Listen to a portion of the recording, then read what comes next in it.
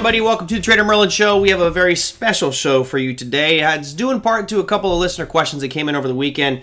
Not necessarily questions, but more of concerns and just heartfelt pain due to scams that happen in the financial industry. So we'll do a show a little bit different today. I know a lot of people are going to start right off wanting that content of financial market scams, which is going to be the topic for du jour. At the end of this, I will go into specific market details, talk about Bitcoin breaking 12,000, and of course go into open-ended Q&A, whatever you guys would like to talk about. So, the purpose of the show, but the backbone behind the show came from a question, and I'm going to change the gentleman's name because I don't want anything, nothing bad to happen from this one, but every now and again I get some really heartfelt messages from people who have been absolutely scammed, abused, taken advantage of by this industry. And this industry is chocked full of shysters, scam artists. When you have money around, there's always going to be that element, right? It's, there's a lot of money in crime, and of course, crime pays, apparently, if you're a big institution. So, the gist of the main story for this is this. A gentleman sent me an email, 66 years old, retired, divorced, pediatrician. He's woke up in the morning and started having vision problems. He was losing his vision. So had to go through a whole bunch of surgeries. Of course, that led to a retirement. And he's like, okay, I became interested in trading, right? I want to direct my own. I got some money, so let me just go for it and go at it doing my own thing. He subscribed to a specific, and I'm not going to mention their names for legal reasons, a specific company who I would say is a rather large influencer out there in the trading world. And then somebody from that firm reached out to this individual. I'm going to call him Bob just to make it easy. Reached out to Bob and said, hey, look, I don't do private tutoring or education, but I will if you have a certain amount of capital because I just, there's got to be more money in there. So reluctantly, he did some research and said, okay, I'm going to go and open an account with this guy and, he'll trade and teach me. Long story short, he's now in the hole over $300,000. The guy's just been lying to him and scamming and stealing his money. And this is nothing out of the ordinary. This is absolutely commonplace in the marketplace. And the gentleman feels really horrible. He keeps calling himself stupid. No, you're not stupid. You got taken advantage of. And there's certain things that everybody needs to know to prevent yourself from falling into that pit hole or that trap where these guys are taking advantage of you. It happens all the time. No, Bob is not a YouTuber. Bob's actually the one who was taken advantage of by this other major firm. And no, Joseph, it's not who you think it is. It wouldn't, not that guy. So let me walk you through a couple things here with regards to the industry. And I've talked about pump and dump before. Pump and dump is an easy one, right? People are out there hyping up a company, and that could be an IPO, right? Institutions can pump and dump all the time. It's called an IPO. But if we were to do it, you could legally potentially get in trouble. But that is one it's on you, right? That's a mistake that you made. You fell for something that was moving too fast. Or you fell for someone's stock picks. It happens out there. I've been subject to a pump and dump before. So that's number one scam. The second type of scam, and I'm circling back to get to Bob's, understanding Bob's situation better and what we can do to prevent that from happening, would be education schools. And of course, you guys are going, wait a minute, don't you have a ton of people on this program who are doing education schools? Don't you work for an education school with Online Trading Academy? And, Scott McCormick's going to be on. We've had Sam Evans. We've had Corey Lane. You've had Justin Krebs. All these guys work for educational schools. And the reason I bring this one up is this. I have seen complaints filed on different social media platforms against the company that I worked for, Online Trading Academy. I'm sure it happens for every other firm out there that says that the education was a scam. Well, if you took a college program in engineering, you studied for engineering, and you finished your engineering degree, and you never became an engineer, you just, maybe you just couldn't hack it, didn't get it well enough, or you just didn't pursue it, or didn't put in the effort to get an engineering job, does that make your degree a failure? No, it means that you failed in applying what you learned. And I think when people point the finger at educational school as being a scam, I have to take a step back and say, show me the effort that you put in. Did you really follow the rules? Are you out there writing a trading plan? Do you have a trading journal? Do you monitor your trades? When do you do trade reviews? What's your entry, your stop loss, price target on every single trade you make? And then are you going back and learning every year to continue your education? Just like a realtor has to go through real estate training every year or a couple of years. Most traders should do that as well, and a lot don't, but they want to point the finger at someone else. I don't believe that the education side of things is a scam. It's the application on the end user's part. Which brings us to one that I've seen a few times. And it It's horrible. Harrison, you feel free to elaborate on there if you want to join in the discussion, because you says he was scammed by Dalton Finance a few years ago, and it sucks. Unfortunately, guys, this will persist. And let me walk you through a story that happened when I was on the trading floor in the late 90s. Especially when you're starting out, all you think about is, I want to make money. I want to buy yachts. I want to buy Lambos. I want to buy all this stuff. So your mind becomes very one-sided, and you think, I want to buy all this stuff, right? So you're going to look at somebody who says that they're a trader and go, aha, that's my in. That's my secret ticket. That's the goose that lays the golden egg, and they're going to show me how to do this the right way. And certainly there's the education side, which is the much longer path, because you have to educate yourself and learn your mistakes and the trials and tribulations, all that stuff. Then there's other people who take that education one step further and say, you know what? You don't need to pay me to educate you. I will just trade your money. So when I was on the floor in the late 90s, there was this guy, I won't mention his name again. It's so tempting to just name drop, but for litigation purposes, since you can pretty much sue everybody for anything, this individual sat next to one of my friends on the trading floor. It was a younger kid. He was probably about my age. He's probably about 29, 28 years old at the time. Sat directly to my left. And on the other side of him was this guy who would always give off this impression that he was just killing it, making tons and tons of money. And I could see that he wasn't, because I saw his trade screens. Anytime he was positive, he would show the number on his screen. Anytime he was losing money, he would hide that number. A bulk of the time, that number was hidden. So it tells me he's a net loser. So this guy started convincing the younger kid next to him, hey, let me show you how it's done. Let me show you, because I've been doing this for 15, 20 years. Let me show you. And he was literally forcing himself on this guy's machine, and he ended up convincing the guy to pay him up front for this guy to trade this young kid's money. I'm not saying, Don. I'm not saying no name droppings. I don't like lawsuits. So this guy was just basically manipulating this young kid, convinced this young kid that he was the better trader, that he should be the one to manage his money. The kid ended up, I told him, don't do it. This guy, he's not making money. Look at his screen. The guy was so persistent, he ended up trading this young kid's money, lost all of it. And it's amazing to me, because this young kid had all these people around him telling him, don't do it, but this guy forced his way in. There's an old phrase out there. I know this is probably going to get negative comments from you guys, and I apologize, but it's a phrase that just sticks with me over and over and over again. What's the difference? You guys, you can type it in the chat here. Let's see if you guys can figure this one out. What's the difference between rape and rapture? These are two very different things. I'll give you a second to type that one into chat. What's the difference between rape and rapture? It's a horrible joke that someone told me years ago, but you know what? It is everything to do with the financial markets. The answer is, what's the difference between rape and rapture? Salesmanship. It's how you sell it. This guy completely sold that younger kid on the fact that he should be trading his money. Same thing with this gentleman, Bob, who sent me the email over the weekend. He's in a position right now where he's out of money. He's in retirement. He worked his entire career, professional career, now lost hundreds of thousands of dollars to some a-hole who basically stole his money. First off, there's a place in hell for people like that. And I hope that there's just a line of firing squad that doesn't kill these people right away. It shoots their big toe and then takes off a different toe every frickin' day until that person dies a slow, miserable death. You basically robbed an old man.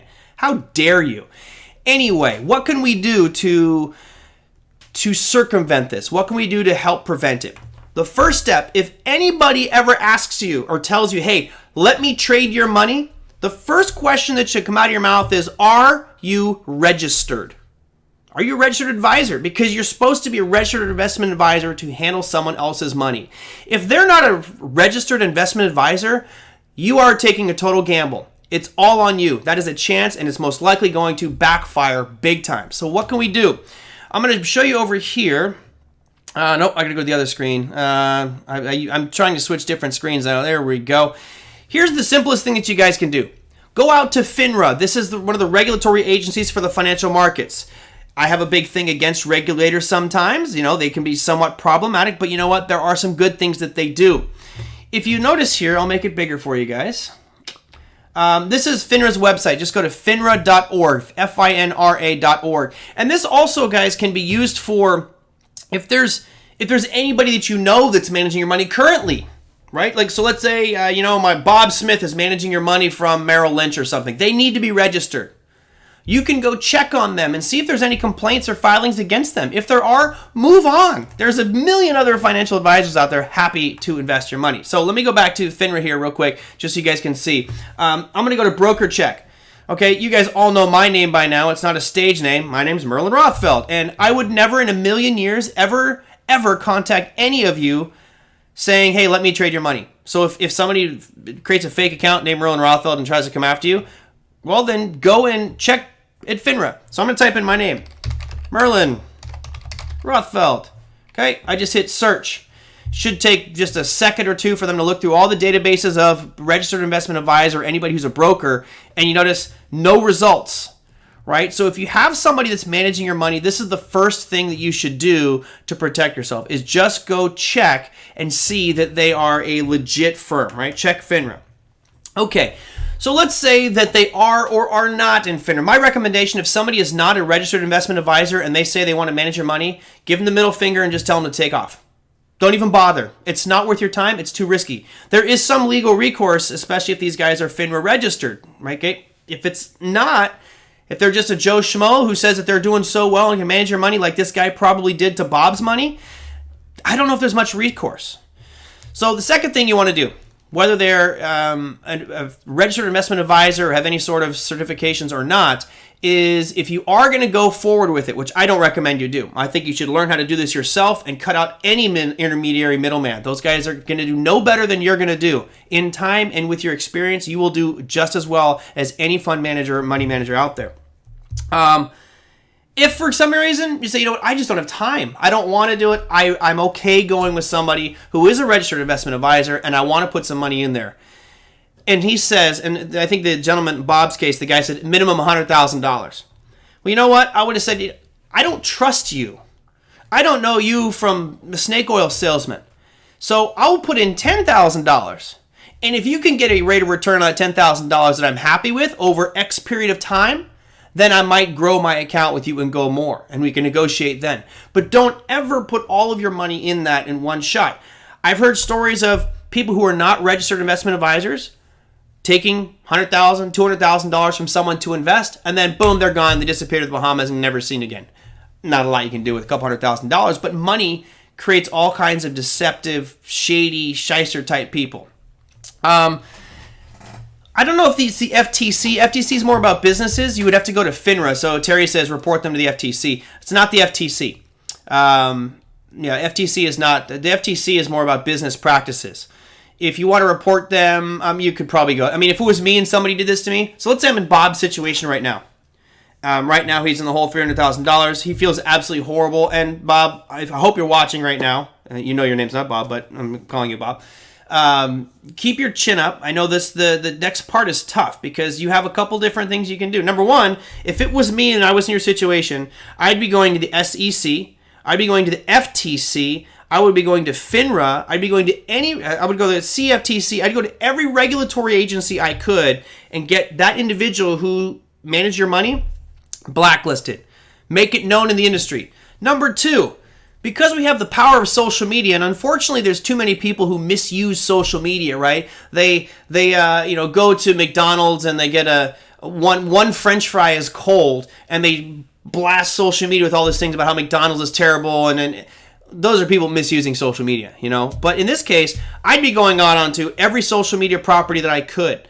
If you wanted to, Bob, and you wanted to be more transparent, you could send me his information. And if you give me permission, we could do a whole show on this jerk and make him a public figure, because what he did is fundamentally wrong. And I'm so against it. It's unfortunate. I've been quoted many times as saying this. The financial markets are the most deceptive, cheating, lying institution in the world other than government. Government's the most lying, deceptive, cheating, backstabbing thing on the face of the planet. Then you go one step down, you got financial markets. I won't tell you what number 3 is because it offends a lot of people. But I would go out and I'd go on social media and I would make this guy give that money back to you. And a lot of times you can. If you drag someone's name through the dirt so much, they will give their money back to you or make some reparations to you. But you deserve some money back if this guy totally took advantage of you. Yeah, I'm with you, Thomasina. It makes me mad and sad. It makes me happy that I have a voice to share some of my experiences and kind of how to sometimes avoid them.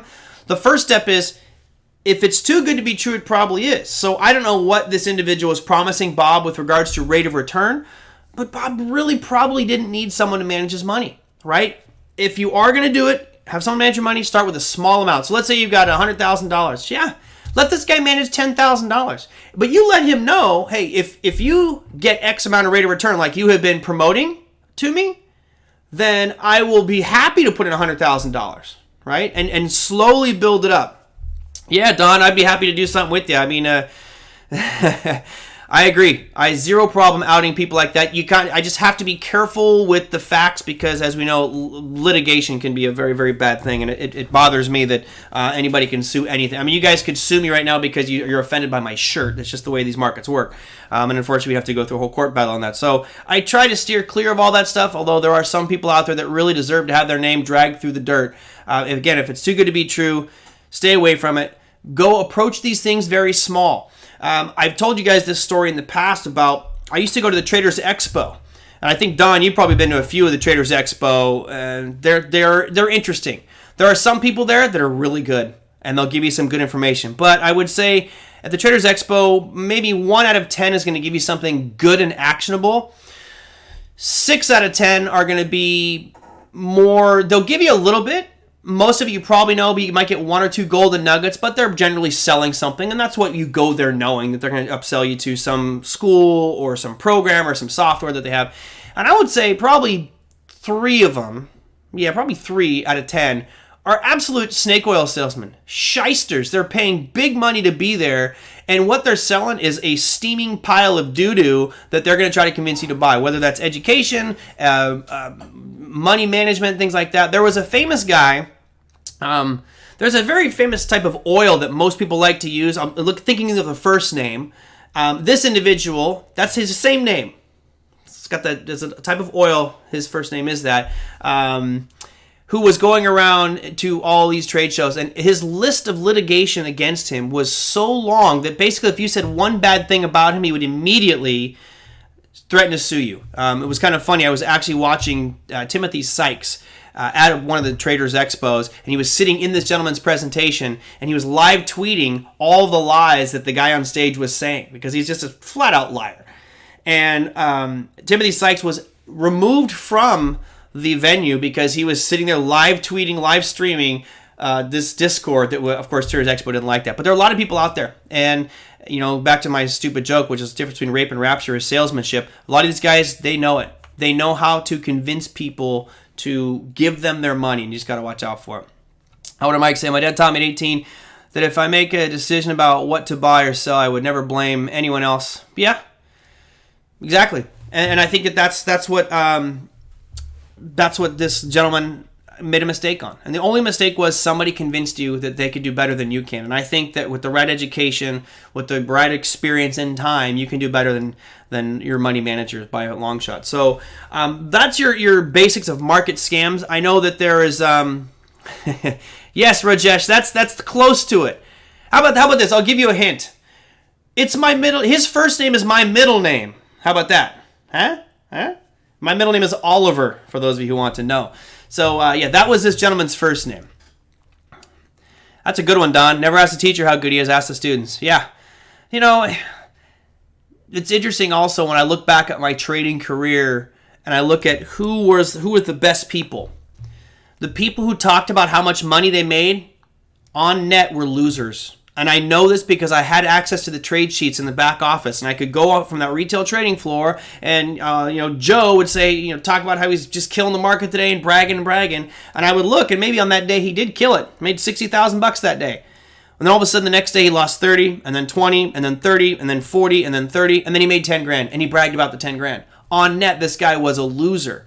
So to me, that is the ones who are quietest. There's 2 guys on that trading floor, Jason and Mike. I'll leave it at that. The trading floor that I was on. And they were the most consistent, successful guys on that trading floor. It was incredible, especially Mike. Mike was this guy that you saw him walking on the street. You would never think this guy's a trader, man. He just was this down-to-earth, really chill guy. He would consistently trade 1,000 shares of Cisco at a time and consistently pull money out of the markets, but never talked about a winning day. Never once said, hey, I made this today. He'd just get up and walk out. And I'd go look at his trade sheets like, wow, he made $3,000 today. Wow, he made $4,000 today. I mean, just nonstop. So yeah, usually the guys who are the quietest are going to be the best. And of course, most teachers, because you're paying for it, you're going to get good answers from them. Yeah. And we could go on to the Tim thing. Timothy Sykes, because you guys don't know, is a very loud, outspoken young guy who took his bar mitzvah money. It was at $12,000 and earned $12 million. Yeah, what he did is he's taking flyers. We talk about gambling, and penny stocks in most cases is gambling, and he got rewarded for being a penny stock guy. Yeah. You're right. And I'm pretty sure that the vast majority of people who are his clients, who are subscribing to his you're shorting penny stocks, for God's sakes. You're shorting penny stocks. That's where he makes his racket. And yes, there is a pump and dump element to it. But if you short a stock at $5, your maximum gain is $5. You have unlimited risk potential. That formula is bad news. Now, he got lucky. I would go out on a limb right now, and I'm sure that the information would never be available to me, that if you wanted to, you could take his trading results and line those up with how much he collects from selling his subscription services, and that is going to far dwarf what he makes trading. Pretty sure.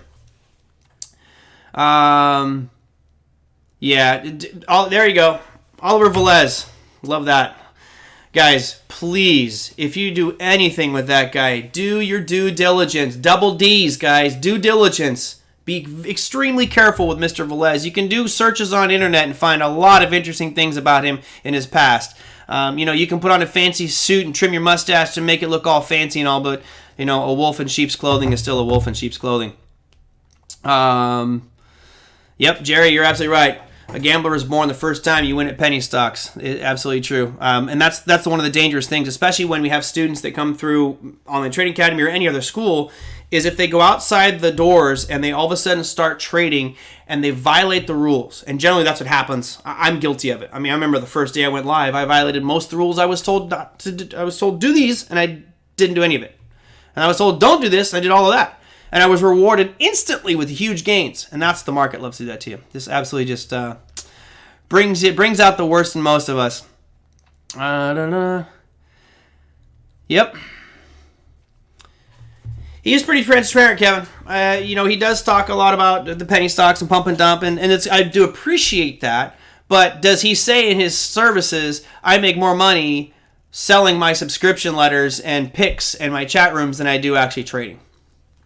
You don't say that.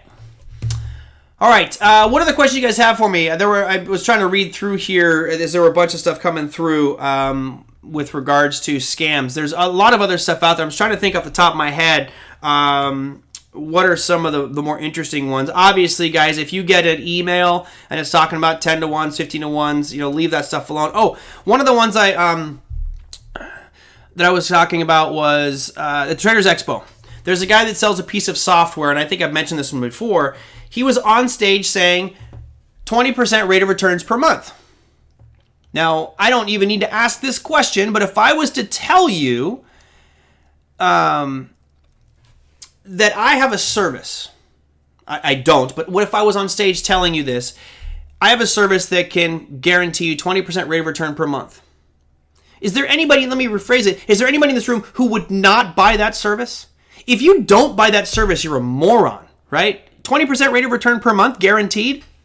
I'll mortgage my home right this second if you can guarantee me 20% rate of return. I don't care who you are. You give me 20% rate of return on anything, guaranteed, I'm in. I will back the friggin' truck up and dump you a house load of cash. And I will get every piece of cash I can get from other people, because if you compound that month over month over month over month over month, you're a billionaire within a few years. Billionaire. Right? Of course, he can't guarantee a 20% rate of return. So at the end of his presentation, I went upstairs to my room, grabbed my laptop, and I did a spreadsheet. I think I started with, my numbers are foggy, but I did a $20,000 account, and I just compounded 20% rate of return per month. And it was something in like 4 or 5 years, your $20,000 would have been like $5 billion. And I walk up to him, and it was so rude. It was horribly rude of me, but you know what? He deserved it. he was pitching all these people who came up to him after his presentation, and he was like lining them up. He's just reeling them in, right? And I said, you're going to guarantee me 20% rate of return per month? He's, well, what a guarantee. We see some of our clients get those rates of return. Oh, that's interesting, because you just told me on stage that you're going to guarantee 20%. Because let me run some math by you, sir. And I pulled up the spreadsheet, and I made sure everybody, there's like 6-8 people around. I said, everybody, you see this? Started with $20,000, and all of a sudden 3, 4, 5 years later, I'm at $5 billion. I go, sir, if you're willing to guarantee me that, I will give you $150,000 for your software right now, cash, in front of everybody. But I don't think you can guarantee me that. Well, results are going to be different for different people. I said, you show me one person who has gotten 20% rate of return for 5 years per month. Per month. Not one person. I'll bet you $1 million you don't have one. He said, well, people get 20% rate of returns. I go, I have no doubt people get 20% rate of return. I've had 20% rate of return per month. Hell, I've had 20% rate of return days. But I haven't had 20% rate of return every day or every month or even every year, right? We have inconsistencies in this. So that guy is one of the biggest snake oil salesmen. And here's the thing. The SEC couldn't do anything about it because he's not selling trading. He's selling a software. So it was this loophole where he could get away with saying all this stuff on stage. It was because I kept asking the people that worked there about it. I'm like, how can this guy do this? How can he lie about, well, it's just a software and there's no regulatory issues with that? I was like, God, are you kidding me? Your poor consumers here are lining up to buy this guy's snake oil. It drive me nuts. I'll tell you what, Jerry, I was so nervous. I was beat red in the face because I was like, you know what? First off, I'm not a confrontational person. But number two, man, this guy was flat out lying to people to take their money. And he had no argument about it, lining them up just to... Pepe, I cannot remember who it was. It was some software company. It was a long time ago, honestly. I don't go to Traders Expos anymore. There you go. Don, we'll work on that one. I think most importantly, the video that I'd love to work with you, Don, on is exposing people that took advantage of a guy like this viewer, Bob. I mean... I feel really bad. It's one thing to be in your 20s and get scammed, but this guy worked his entire life to get this money. He's just at retirement age, and the market didn't take it away from him. Some asshole did.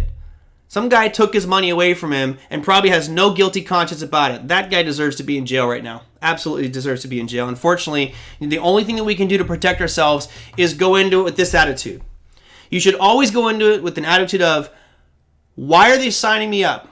What are they trying to do? They're trying to make money, right? And of course, I could say the same thing about Online Trading Academy, right? Who I work for.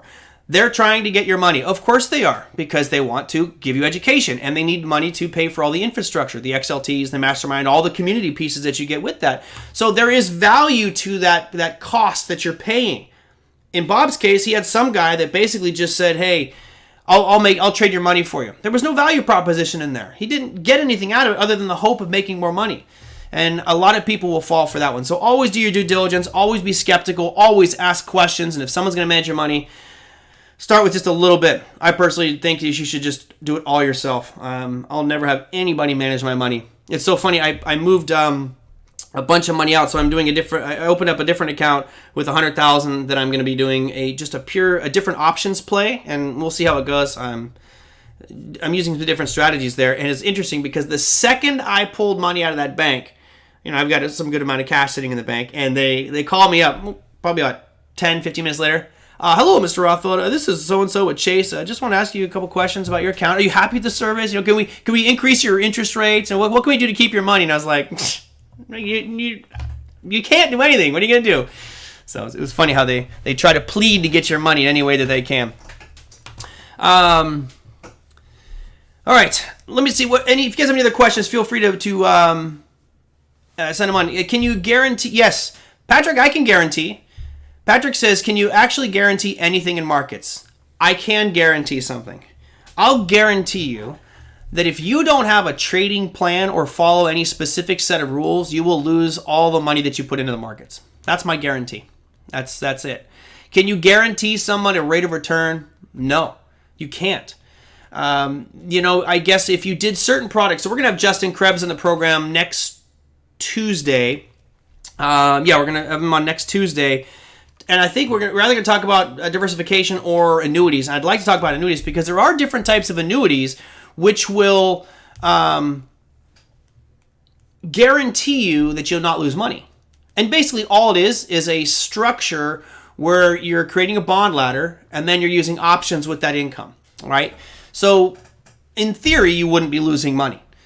But I don't know. There's still some ways around it. So there are maybe some ways I can guarantee that you won't lose money, and that's going to be kind of an annuity product, bond ladder, yield power, market position, those types of things. But for the most part, there are no guarantees in trading. I always like to just say if you don't have a plan and you have no rules, then I guarantee you're going to lose. But you never get anything to the upside. That's true. Yeah.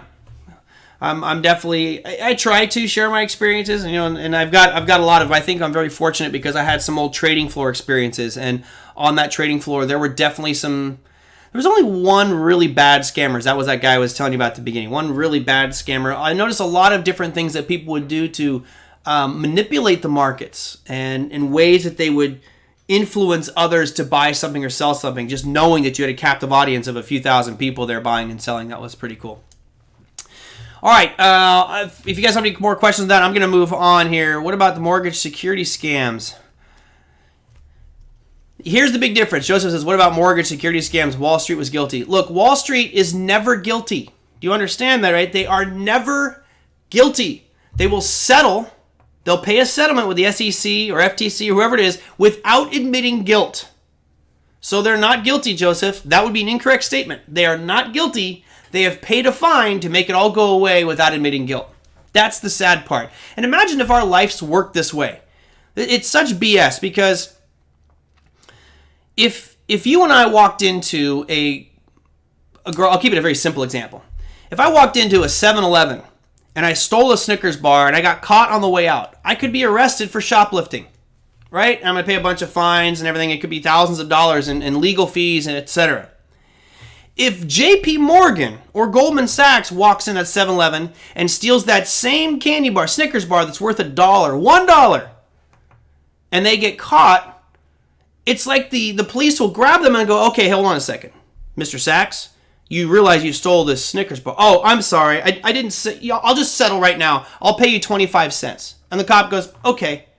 So hold on a second. You stole a $1 item, but you only had to pay a 25-cent fine if you got caught? What's the incentive to stop me from stealing? I will do this over and over and over again. So bottom line is if you want to be a professional criminal who almost can't get caught, start a corporation in the financial industry. You can pump and dump by doing IPOs. You can go to your trading desk and you can manipulate prices by doing upgrades and downgrades and unload stocks accordingly, maybe even through a shell corporation. You can willingly and knowingly steal from your clients and do shady things, and when you finally get caught after making $100 million, you'll pay a $10 million fine and you're not guilty. That is America, guys. It's mind-boggling that every one of us in this room would go to jail for something like that, but an institution just gets pay a little fine. Wait a minute, I made $100 million and I paid a $10 million fine? Why am I going to stop doing what I was guilty of doing or pay to settle out of court? When these companies pay the fine?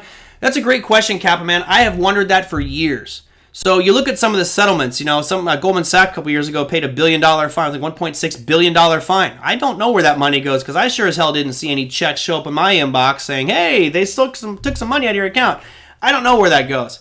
Yeah, the SEC is, and Robert, he also gets to keep the Snickers bar. It's a good one. I don't know.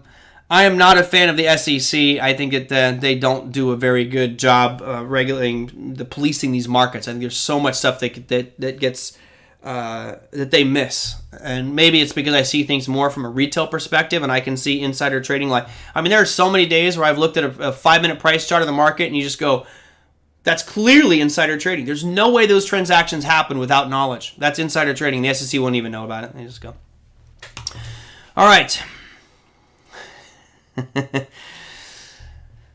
see. I had a couple questions I wanted to get to. I thought this one was kind of interesting. This is one I don't normally look at. Mark sent this one and said, thoughts on Willis Towers Watson? I don't believe I've actually ever even looked at this one. Right? Just skip the LLC. Do a straight corporation, do a C Corp, and then maybe have a couple LLCs underneath it. Shell corporations. Oh yeah, that's the way to do it. So let's go look at WLTW. Here's WLTW. This is Willis Towers Watson. I haven't the slightest clue what on earth they do. Don't particularly care. Bottom line is, he said, what are my thoughts on it? So, Mark, my thoughts are, it's had a hell of a correction. You're actually in an area where I'm interested in buying it at. I was looking at these price levels as you sent that question in earlier.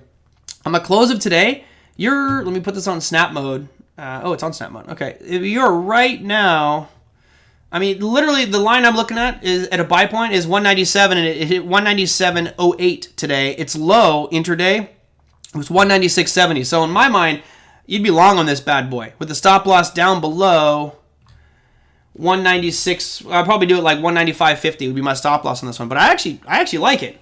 It just looks to me, for you Elliott Wave practitioners out there, you've got the 1, 2, 3, 4, 5 ABC. Oh, great. Who cares? It's an impulse and corrective phase. It looks to me like if I was to draw these lines on here, and let me keep them on. If I drew these lines right here, boom, you've got this nice move up, and you can have a corrective phase coming down. To me, that means your next move up should be about, let's call it a 15% move. If you're a swing trader, it looks to me like this is poised for a nice little move to the upside here on WLTW. If you are going on it, you want to be a little bit careful here because the stop loss that I'm looking at is only $1.50, but I think you're probably going to have to go wider than that to accommodate your ATR, which you talked about last week. Average true range on this is almost $4. So I'm taking a real chance on this one. If you do decide to go long at current price, even. You might want to go with a little bit wider stop to accommodate that $4 ATR. So it's a little bit tight, but that's my assessment there, Mark, of Willis Towers Watson.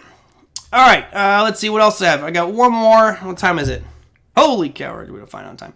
I'll do one more, and then I will go. Any list of questions you guys have, feel free to type those on in. Otto from South Africa. Hello, friend. Says, what role does weekly, daily RSI readings play in your analysis now that the ES is approaching all-time highs? I'll make it really easy for you. I don't use RSI long-term. And I guess my problem, and I've mentioned this many times, is if you're using something like RSI or stochastics or Bollinger Bands as your metric for measuring how the market is doing, then you don't understand price. You just don't understand price. Because if you know what to look for on a price chart, you would see if RSI is running too hot, if it's getting too strong. So we can bring up a chart of whatever market you want. Let me bring that over for you guys. I'll turn off the ATR here.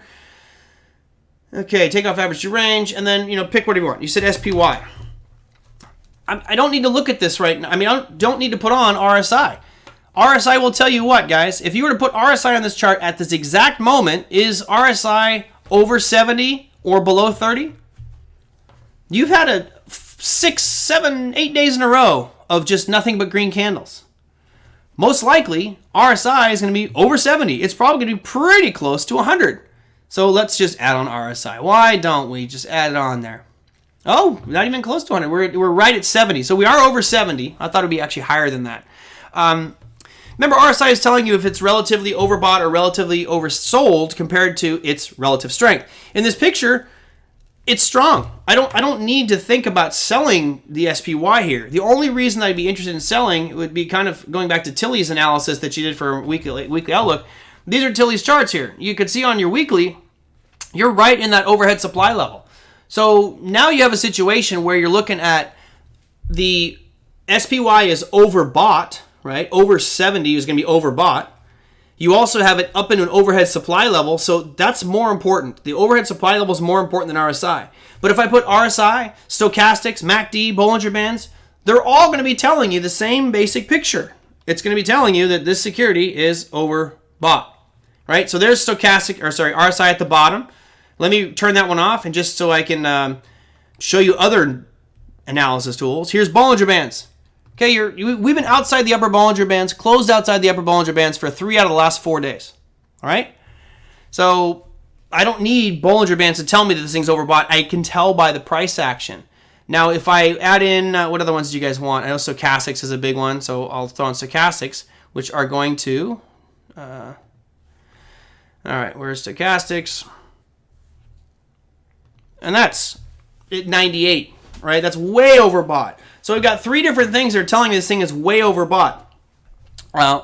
Great, you didn't need them. You didn't need those at all. What you really needed was just to look at price. So the question now becomes, when do you when you look to be a seller here, right? When do we look into be a potential short seller on SPY, or are you? Maybe just get out and take some profits. So if you do what, Brandon Wendell is a big RSI guy, and he's looking for divergences. Well, you could argue that if we went on, well, I'll do it on a weekly. You could argue that when we made this high back here in February, that the market was in an overbought situation because we were making higher highs, right? And we had a bearish divergence right here as the market started to sell off, right? Right now, you have a market that is right back to those highs where it was, but it's actually showing weakness. It's weaker than it was before. So, in theory, this could be considered a bearish divergence and further adding information for you to think short-wise on this market. I, for one, am a bit skeptical on it. This market has done nothing but continue to amaze me with just upside movement out there. So I'd be very skeptical on shorting this one. I think you'll probably break all-time highs and then have a bull trap, which will give you a sharp leg down. But there really isn't anything in the forefront to bring it down. My whole thing was I thought earnings were going to be just apocalyptic. Q2 earnings. They weren't. And even if they were, you're getting so much money to prop the market up. We're going to start to see unemployment claims rise a little bit here. I don't know. I'm not very confident in shorting SPY right now, even though everything else would say to do it, right? You got a ton of different indicators. Put all 6 million indicators on the chart at once. I've done it. Not 6 million, but I used to have like 8 or 10 of them on the chart at once, and pretty soon I couldn't even tell what price was, my friend. It was just all gobbledygook. Yes, Jerry says trend and momentum is up. Why fight it? Exactly. I mean, the only argument is you are coming into the highs, right? You got all-time highs to contend with, and that might act as a short sell-off, but probably won't be anything overly dramatic. So you could lock in some profits here, but I just want to address that one because the question from Otto was talking about, do I use that on the weekly or anything like that? I don't. It's not a factor any way, shape, or form. It's nice as we just did it right here where we looked at those price charts and said, okay, market supply and demand factors are number one. So that's my top tier criteria for making whatever trading decision I need to make. And then you have your second and third tiers, which are your odds enhancers and using indicators. Those types of things can help support a decision, but it's not necessarily the piece that makes the decision. So it says, how do you utility incorporate it into your trading? Because sometimes RSI stays overbought territory for a while. I'll give you a Merlin story about indicators, right? I look at it this way. You guys I want you to think about when you met your significant other. When you met your significant other and you finally brought them over to meet your family for, let's say, a Christmas or Thanksgiving or some holiday party, right? To me, indicators are pretty much the same thing. I made the decision to hook up with this girl, to meet this girl, to go out with this girl because of price action. It's what I wanted, right? I made that decision. But when you parade her around your family members, think of them as technical indicators. I know it's a weird example. So you got a guy over here, this Uncle MacD, right? And he's like, oh, yeah, she's fantastic. Everything looks great. You got, cousin RSI over here telling, oh, look, things look good, looks really strong, et cetera.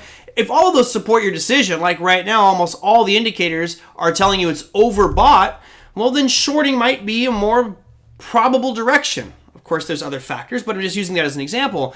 If you go around the table and all of a sudden Uncle RSI is like, man, she's horrible. She eats with her mouth open. And Cousin RSI is saying, oh, man, she smells. She should have showered. And Brother Bollinger, if they're all pointing against your trade, well, maybe you made a poor choice to begin with. So I don't make them the decision pieces here, Otto. To me, it's really all about what price is doing, and then I use those in conjunction with. In a strong trending market, these indicators can tell you it's going to be overbought and continue to be overbought for some time. So I wouldn't put too much emphasis on RSI right now. I do like Brandon's style a little bit more of using divergences when he starts to show relative strength weakness compared to past price action. That's kind of funny. All right. Tom Barr says highs are just getting back to trend pre-lockdown. Yeah, I don't know if we could be. We could definitely be getting back to that trend. I actually think it might actually be moving a little bit faster this time because you have so much stimulus pumped in. Don, that's how you got in your first marriage, huh? Well, unless it's an arranged marriage, then you're what, using a piece of trading software where you don't make any decisions, it trades for you? Yes. Oh, Cousin Elliot. I hate Cousin Elliot. Cousin Elliot always thinks he knows what's going to happen, right? He must be a surfer. It's 3 waves, bro. It's 3 waves. 3 up and 2 down. All All right, guys, that's going to do it for me. For tomorrow, real quick, let me just, I want to look at the calendar because I have a special guest on the program. You guys said you wanted diversity on the show. I'm going to have Ross Norman on the program. Ross Norman is a precious metals guy out of the UK. He just does a ton of writing on precious metals, and because of what's going on with silver and gold, I look at things predominantly from a technical perspective. I mean, it's just easier for me. I don't want to get into the minutia of all of the different mining things, but I think Ross will probably give us a little more insight into what is happening in the metals area. Of course, if you guys have a specific question, the sooner you let us know, or let us know like it's a team, so you let me know, because it's all just me, what you want us to cover. I'm more than happy to send those questions on or get those answered on tomorrow's show. So send them on in. If you go to, I don't know why the audio always drops on this one, but if you go to TraderMerlin.com, you can send in questions there. Of course, the best way to do it is to simply go underneath the YouTube video, type it into the chat there. Of course, as you guys can see, there's a lot of people trying to sell X-rated websites and stuff like that. I remove those as quick as I see them. Or some guy trying to sell some the trading school of Mr. Ian. It's like, get out of here, guys. Who buys your crap anyway? All right, just because Vanilla, and I saw a Vanilla Ice album the other day, I'll do this for Vanilla. It says, thoughts on Tesla real quick. Why don't we just bring up the chart of Tesla? TSLA. I was actually hoping for a much more pronounced pullback. If you look at this from a technical perspective on the daily here, this does not bode well for Tesla, because you had that huge euphoric spike at the beginning of July, and now it just feels like it's listing. It's slowly drifting down, right? It doesn't bode well for it. I don't like it's making lower lows. There are some gaps that I see need to be filled, and I'd certainly be much happier buying Tesla, which I'm not going to be buying Tesla just because I'm not going to buy Tesla.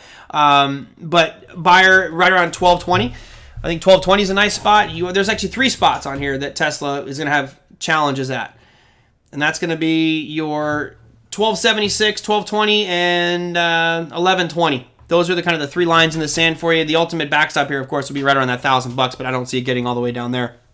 Vanilla got puts on Tesla. I thought you were long Tesla. Isn't that I thought you were long on Tesla. Either way, I just think that it's getting a little bit weaker right now. If we can get below this low that we established 2 weeks ago, which is right there at 1366, which the way it's moving could hit tomorrow. Then I think you got a good chance of this thing going much lower. So we'll have to wait and see. It looks, hey, now you guys are sending all kinds of stock picks. Caleb, come on, man. End of the show. Fine, AMD. AMD, one of the just incredible, improbable movers out there. I guess you guys probably saw my chart of the week. That's the one that just blows my mind. That chart. Did you guys all see the chart of the week on that I posted on Saturday? Man, that chart is something to behold. Unbelievable. If you're looking at AMD, $78. That's your pullback point. $78 for me is your buy point on that one.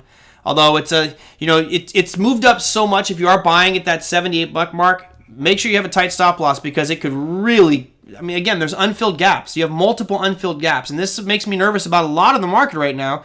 Is you've got big unfilled gaps on this that generally will fill. It just takes a matter of time. So I'd be careful with that one. No worry, Caleb. I'm just giving you a hard time. Overstock, guys. Overstock is the chart that you all should just be scratching your head and going, what in the hell is going on? Overstock. I know you guys saw it on the chart of the week, but I just got to bring it up because it's so comical. That is ridiculous. It's a ridiculous chart. It really is. $2.50 or $2.35. What was the low there? $2.53. You could have bought 1,000 shares for $2,500, and it would have been over $100,000 in 6 months. Pretty phenomenal. And they didn't cure cancer or anything. And I know that part of the reason is they do have cryptos. You can actually buy stuff with Bitcoin. So my guess is a lot of that is from their Bitcoin holdings, because Bitcoin, by the way, guys, we'll just go add BTC. We broke 12,000 today on Bitcoin, which is a pretty good feat. If they were buying, doing a lot of business back in March, it's gone from under $5,000 to 12,000. So Bitcoin really starting to get back on track. I don't have a problem forecasting it hitting $20,000 here soon. I think that if you understand math, if you guys understand the basics of math, you'll understand why Bitcoin is going to go to $100,000. It's crazy. And there's more. If you guys want, I can do a whole show just on the math behind why Bitcoin will be $100,000. I thought it'd be $100,000 by 2021 was my forecast. We'll see, right? I actually read something yesterday that the first time ever someone's actually doing a national, like a Bitcoin commercial on national television, which is really cool. Overstock is not a chick site, Joseph. Overstock is just a site. You look at it and you go, what? I was shocked when you look at their homepage. You're like, oh, that's Overstock. Wow, great. It's like an Amazon. But I guess, a good colleague of mine was saying a lot of people are just staying home right. Oops, sorry, I'm not even showing you. A lot of people are staying at home right now, and they're like buying everything. Exactly. Vanilla. Overstock is the online IKEA. Yep. It is, but well, you can't. IKEA is great because you can jump on the furniture. You can open up all the drawers. I don't know. It's cool. Congrats. Here's the weird thing. I was making a joke with a colleague today about this. I said, man, the CEO of... Oh, my dog's having nightmares over there. The CEO of Overstock, you're like, man, this guy must be killing it. I mean, what in February his net worth, I don't know, what, 10 million, 100 million, and now he's got to be worth a couple billion. Here's a good one. Trivia question for you guys. Type it into chat. This one's a great one. Out of all the shares that are out there of Overstock, what percentage is owned by insiders, meaning your CEO, CFO, CTO? What percentage of the 100% of shares are owned by the insiders of Overstock? And I will bring it up here just while I let you guys type this one in. I actually looked it up earlier. I was pretty shocked to see what percentage was actually owned by insiders. And you're probably wondering, well, who else would own it? Corporations, right? So you'll usually have institutional investing, and then you have retail investing, or the insiders. And I will show that one right now. Any guesses? No? As I see the concurrent viewers drop, I guess he doesn't like the Overstock example. All right, so here's Overstock. And basically what I'm just going to do is go to, you can click over here. It's because I have it too small. There's holders. Tom says 10%. Mike says 5%. Yeah, usually you get 10, 15% from the insiders is probably decent. 1.67%, as you guys can see on the screen here.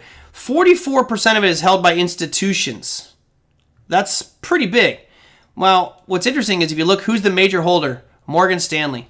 Morgan Stanley is the major one out there. Yeah, it's very little owned by... So the CEO of this company, yeah, he's he didn't make out so well. I'm sure he did fine, but he doesn't have that much. Top mutual funds, again, Morgan Stanley. So most of their shares are probably mutual funds. So anybody who's holding... those mutual funds with it in there is doing pretty well. There was one other one I wanted to show. I think it's under profile. It'll highlight the execs. Yeah. So, here's your Jonathan Johnson, JJ. Jonathan Johnson, I'm sure he had a great year. He probably had some options on that bad boy. But, yeah, not a lot of shares, surprisingly. It was kind of, took me back. I was shocked. All right, guys, that'll do it for me for today. Tomorrow, Russ Norman is going to be the guest. We'll talk about precious metals. Hopefully, we have no technical issues or glitches that go on for tomorrow. We'll be doing Skype across the pond. If you have a metals question, whatever you want to know, let us know. Send it on in at TraderMerlin.com or go down below the YouTube video, and you can send them on in there. Also, if you like today's show, give me a little thumbs up there. I appreciate it. I will see you guys tomorrow. Take care, everybody.